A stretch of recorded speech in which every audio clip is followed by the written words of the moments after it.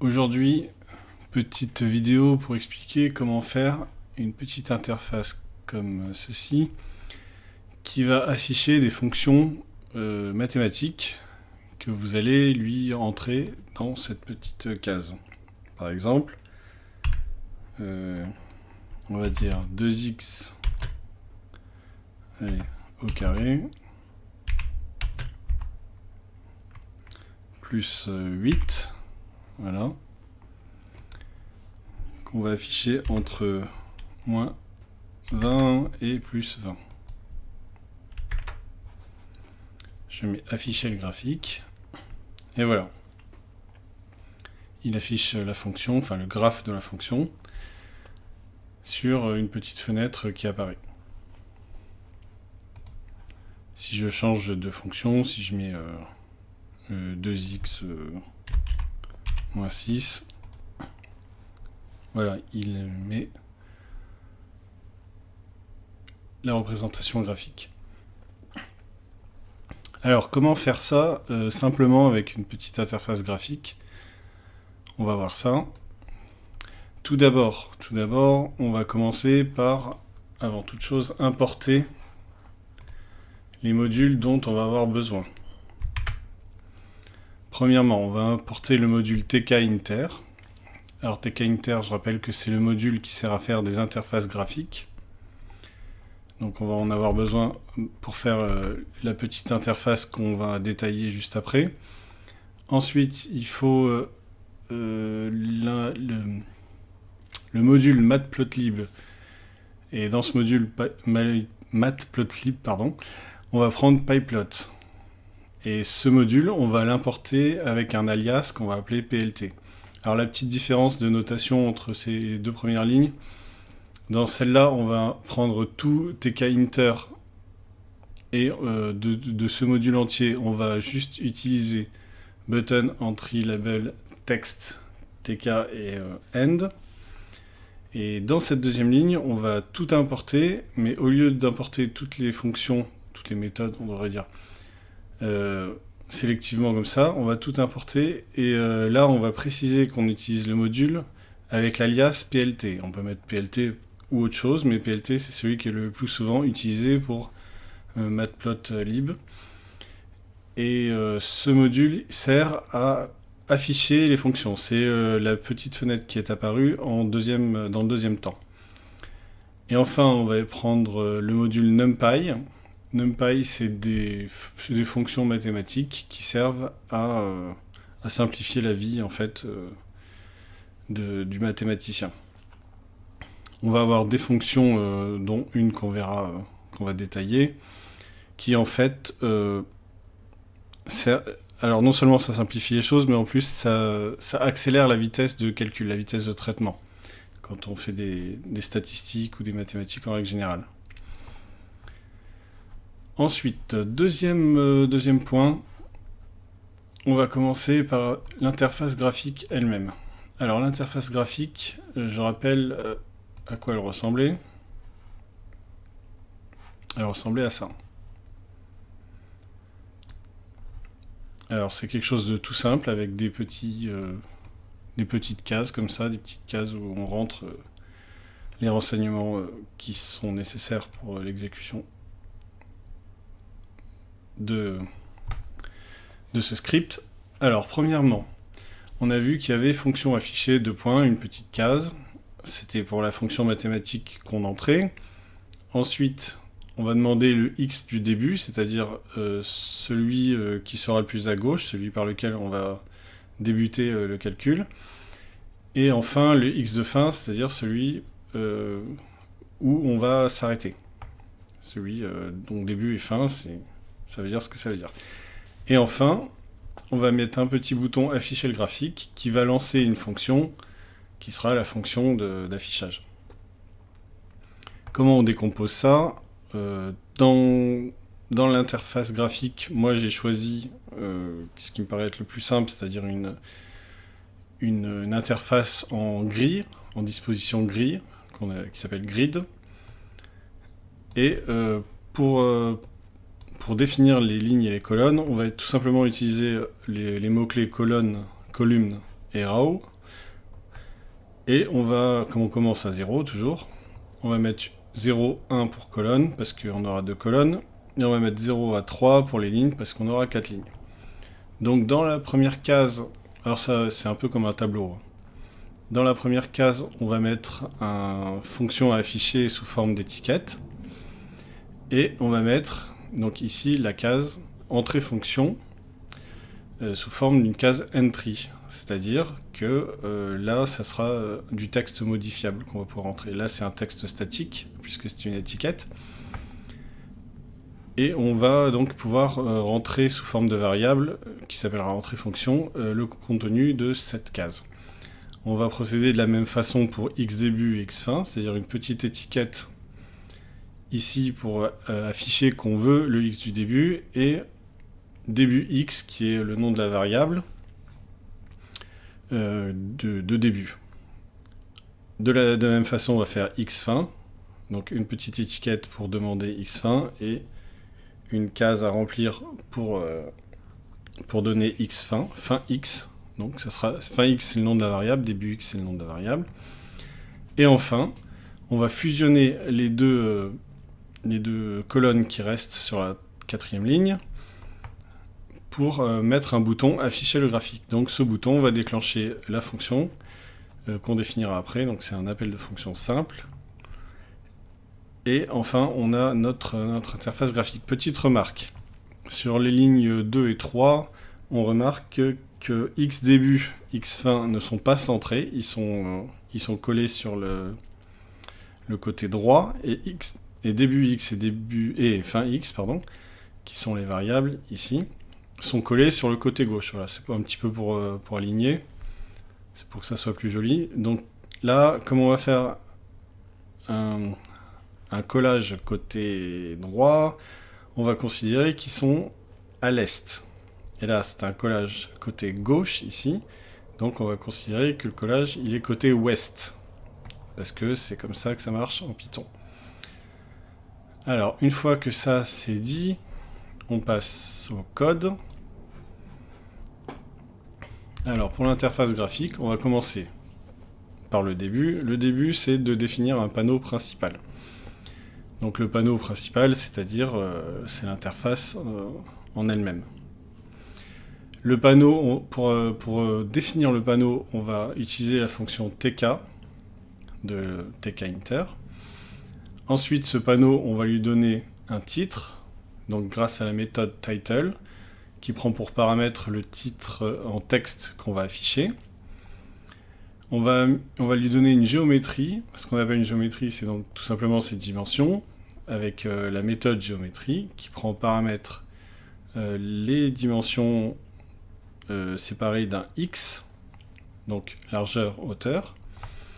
Et enfin, on va lui préciser qu'on ne veut pas que l'utilisateur puisse redimensionner le panneau. Donc largeur false, hauteur false aussi. Donc dans les deux sens, on ne peut pas redimensionner ce panneau. Maintenant, on va définir un petit peu tout ce dont on vient de parler, c'est-à-dire les étiquettes et les formulaires. Le premier qu'on va définir, c'est une étiquette qui sert à demander la fonction qu'on va rentrer. Demander quelle sera la fonction qu'on va rentrer. Donc pour ce faire, j'ai défini une variable qui n'est pas obligatoire, mais c'est pour un peu plus de clarté. Une variable qui sera associée à la fonction label, qui va prendre comme paramètre donc le panneau et un texte. Donc le panneau, c'est pour dire qu'elle est intégrée sur le panneau qu'on vient de définir, et le texte, c'est le texte affiché. Donc là, ici, ce sera fonction affichée, 2 points. Ensuite, on va définir la variable entrée fonction, qui est donc juste à sa droite, qui est donc sur le panneau, et qui sera une petite case de largeur 30. De la même façon, on va faire début x étiquette, qui est donc l'étiquette qui va demander qu'on rentre x. Début x, ça sera donc la variable qu'on va associer à ce qui sera rentré dans la petite case qui sera à côté de début étiquette, comme on vient de le voir. Donc je rappelle, hein. Voilà. Non, c'est pas celle-là, pardon. Donc ici, on en est à début X. Voilà. Ensuite, fin X, étiquette, bah, ça sera ici. Donc on demande X fin, deux points.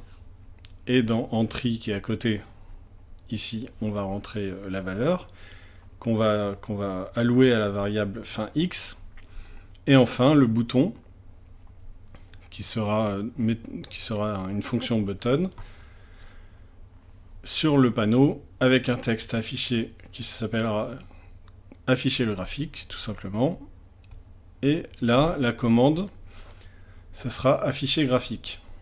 La commande, c'est-à-dire la fonction que l'on va appeler quand on appuiera sur le bouton, quand on cliquera sur le bouton.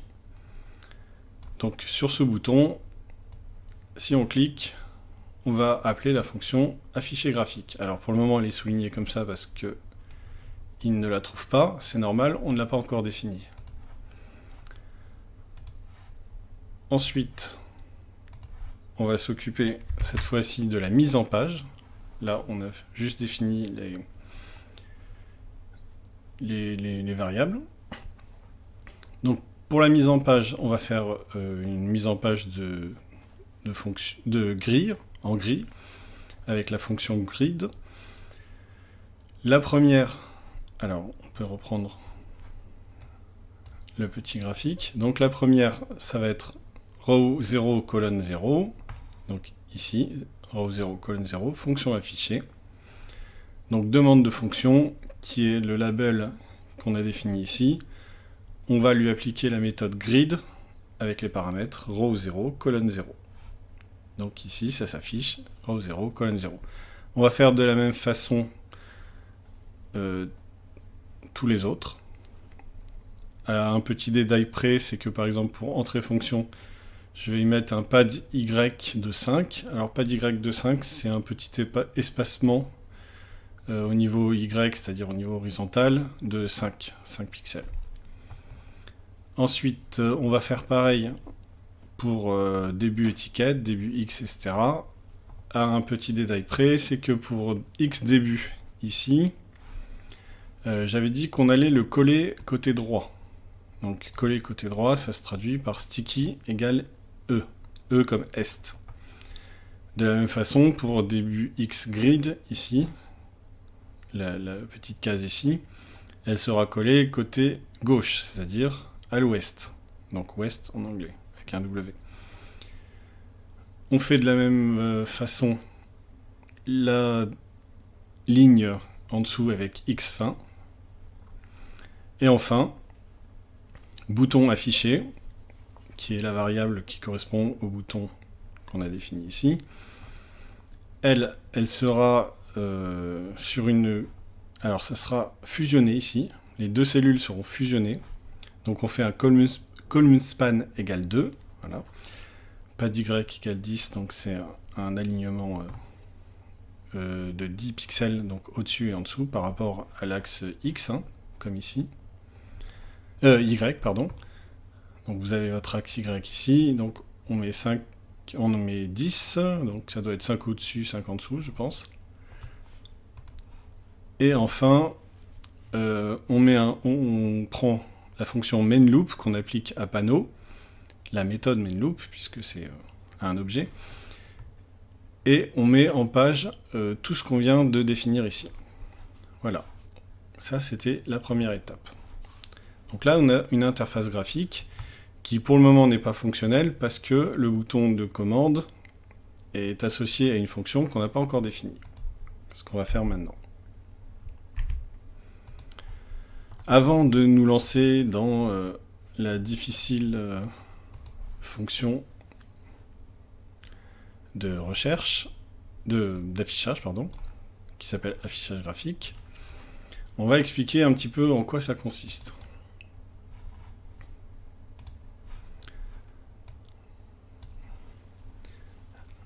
Dans notre interface graphique, on va rentrer une fonction mathématique qui sera par exemple 2x plus 3, x carré plus 12, ou des fonctions avec des sinus, etc. Ça peut être un peu plus compliqué, c'est pas le problème. Dans cette fonction, on va prendre un début et une fin. Donc le début et la fin, ça on a défini.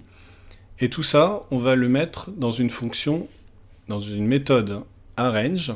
Donc la méthode arrange, elle vient de NumPy. Elle vient du module NumPy qu'on a importé ici, qu'on a importé sous le nom de np. Donc np.arrange, ça va être la notation pour tout ce qui va être les x. Alors je m'explique. Par exemple, si on veut que x aille de 1 à 10, et bien tout simplement, on va lui associer la fonction np.arrange, x de début, c'est-à-dire 1, x de fin, c'est 10, et le troisième paramètre, c'est le pas. C'est-à-dire, si le pas c'est 1, ça veut dire qu'on va faire 1, 2, 3, 4, 5, etc. Si le pas c'est 2, donc on va faire 1, 3, 5, 7, etc.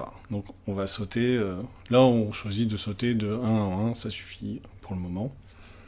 Après, rien ne vous empêche de faire une troisième ligne ici, intermédiaire, pour demander le pas, tout simplement, et le mettre en paramètre, en troisième paramètre. Donc là, on essaie de rester simple. Notre x qu'on va définir, ça sera donc une fonction arrange qui va aller de x début à x fin.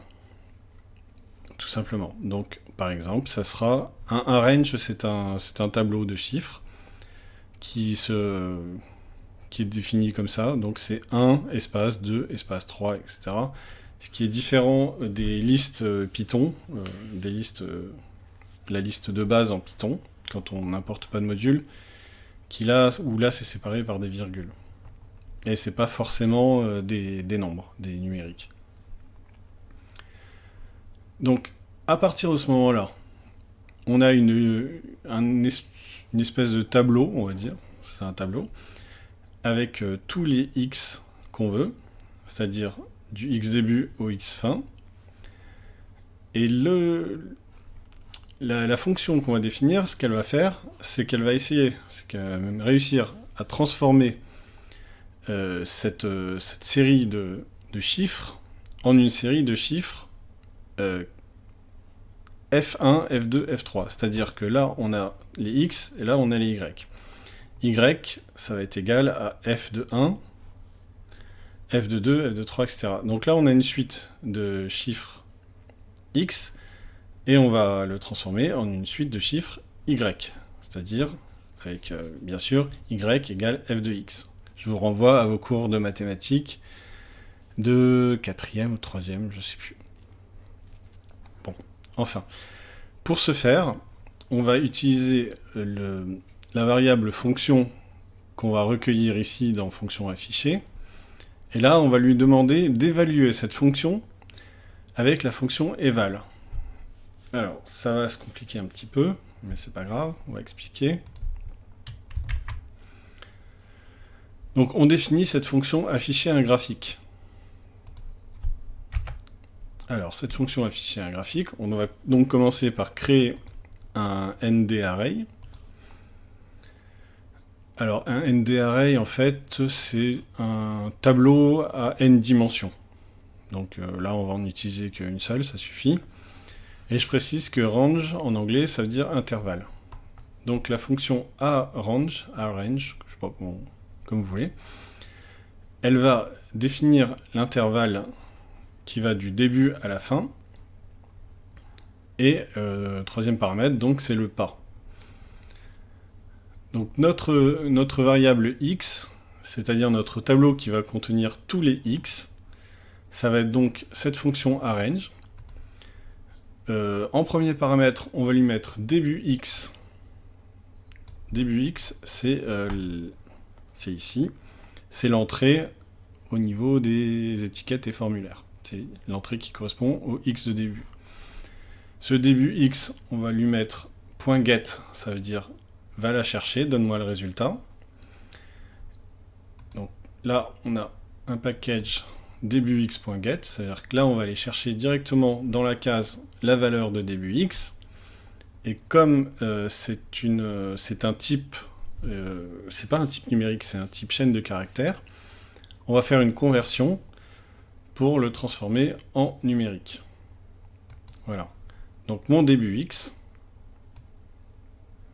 je vais le récupérer, et je vais le transformer en nombre entier. Parce que si c'est du texte, forcément on ne peut pas faire d'opération dessus, ça ne marchera pas. On va faire exactement la même chose pour fin x. Donc fin x qui est ici. On va aller le chercher. Donc là, je rappelle qu'on est dans une fonction affichée graphique. On va aller le chercher. Le résultat, on va le retourner ici. Et on va lui appliquer la fonction int, qui va le transformer en nombre entier aussi. Donc à la fin, on a un intervalle qui va aller de ce nombre-là à ce nombre-là, en ajoutant 1 à chaque fois pour passer de l'un à l'autre. Ensuite, on va définir la fonction. La fonction, c'est entrée fonction, .get. Alors, ça veut dire que entrée fonction, qui est ici aussi, sur l'interface graphique, on va aller chercher sa valeur, et on va lui donner comme nom fonction. Là où ça va un petit peu être, on va dire, plus délicat, c'est qu'on va utiliser la fonction eval, que je viens d'évoquer ici. Cette fonction eval, elle va évaluer une expression. Alors ça, c'est la définition qui est donnée dans python.org, ou enfin dans tous on va dire dans toutes les documentations dignes de ce nom. Donc ça veut dire quoi, évaluer une expression? Ça veut dire que je vais lui demander d'allouer à la variable x eval de fonction, c'est-à-dire le résultat de l'évaluation de cette fonction. Si par exemple ma fonction, alors on va dire que c'est 2x plus 5, voilà, pour l'exemple. Si ma fonction c'est 2x plus 5, et que je lui demande de faire une évaluation de cette fonction, il va prendre la fonction 2x plus 5 en tant que texte, en tant que chaîne de caractères, et il va faire une évaluation de ce que ça pourrait donner. Seulement, il ne sait pas ce qu'est x ici. Il va aller chercher x ici, et x c'est de type NDArray, c'est un tableau. Comme c'est un tableau, pour faire l'évaluation de fonction, il va donc être obligé de transformer ça en un tableau. Je m'explique. Si par exemple, ici, x, c'est 1, 2, 3, 4, 5, il va être obligé de faire une évaluation de l'expression 5 fois. Et il va retourner un tableau qui va contenir 5 éléments, puisqu'il y en aura 5 dans le x. Ce qui veut dire que y eval fonction, ça va être un tableau de même dimension que x, mais qui contiendra toutes les évaluations. Donc ça, c'est ce qu'on a dit ici. Si ici, c'est 1, 2, 3, 4, 5, par exemple, eval de cette fonction, ça sera 2 fois 1 plus 5, ici, 2 fois 2 plus 5, 2 fois 3 plus 5, 2 fois 4 plus 5, etc. Donc il va évaluer la fonction, et j'insiste bien, la fonction, c'est une chaîne de caractères, au départ. Quand on prend la fonction eval, on évalue toujours une chaîne de caractères.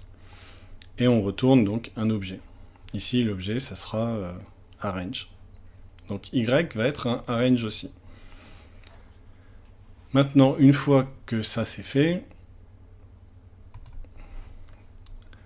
on va faire un affichage tout simple du graphique. Et pour ce faire, on va utiliser Matplotlib qu'on a importé ici. Donc PLT, ça c'est l'alias. Donc au lieu de réécrire matplotlib.pyplot, on écrit PLT, ça va plus vite. On va utiliser la méthode figure pour donner un nom à cette figure, à cette représentation graphique. Donc on va afficher une fonction de x. Et enfin, on va utiliser la méthode plot xy. Donc ça veut dire représente sur le graphique horizontalement les x et verticalement les y. Voilà, tout simplement. Donc il va prendre tous les x qui sont là et tous les y qui sont là. Donc le premier x, il va l'associer au premier y, le deuxième x, deuxième y, etc. Donc il est très important que x et y aient la même dimension. Forcément, sinon il va y avoir une petite erreur. Mais là, pas de risque, puisque la fonction eval, elle se base sur x, et elle va prendre la même dimension, y va prendre la même dimension que x automatiquement. Et enfin, on va utiliser la méthode show, qui veut dire affiche le graphique, tout simplement. Et voilà. Merci pour votre attention.